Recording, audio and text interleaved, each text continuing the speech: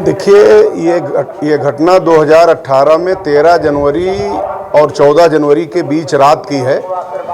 एक हिंदुस्तान के पत्रकार अजय सिंह हैं, उनका बेटा जवाहर नवोदय विद्यालय में पढ़ता था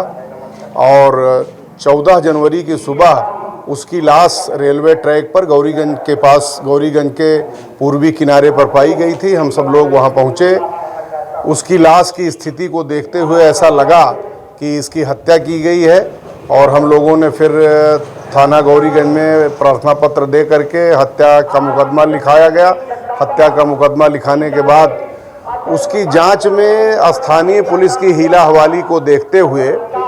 और कोई निष्कर्ष न निकलने की स्थिति में हम लोग माननीय मुख्यमंत्री जी से मिले थे। पत्रकारों का एक प्रतिनिधिमंडल हमारे नेतृत्व में माननीय मुख्यमंत्री योगी आदित्यनाथ जी से मिला और उन्होंने हम लोगों की बात सुनते हुए बिना किसी लाग लपेट के तत्काल ही सीबीआई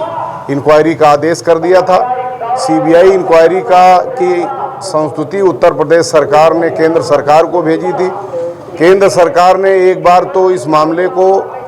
सीबीआई को देने से इनकार कर दिया था, लेकिन और ये मामला फिर हम लोग इसको हाई कोर्ट में ले गए। हाई कोर्ट में याचिका दायर कर इस मामले को जब चुनौती दी गई तो हाई कोर्ट ने इस मामले को सीबीसीआईडी को दे दिया था। एक साल बाद सीबीसीआईडी ने भी क्लोजर रिपोर्ट दाखिल करते हुए इस केस को खोलने में अपनी असमर्थता जताई थी। उसके बाद फिर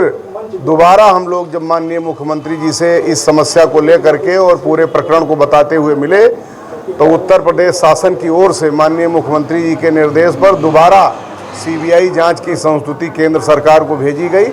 कि और जैसा कि नियम है कि अगर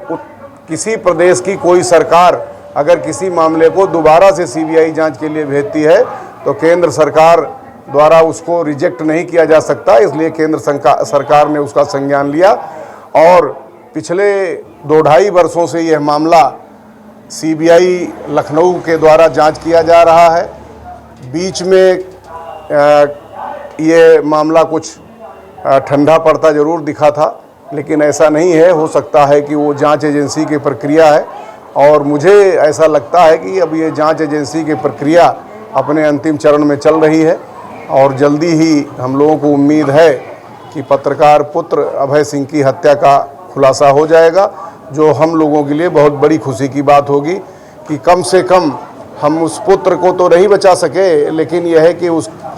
हमारे बेटे के हत्यारे जो हैं वो जेल के सलाखों के पीछे चले जाएं, तो यही उस परिवार के लिए सबसे बड़ी सुखद स्थिति होगी। सीबीआई की टीम स्थानीय पुलिस के साथ आज देखा जाए तो डेमो परीक्षण कर रही है, तो क्या लगता है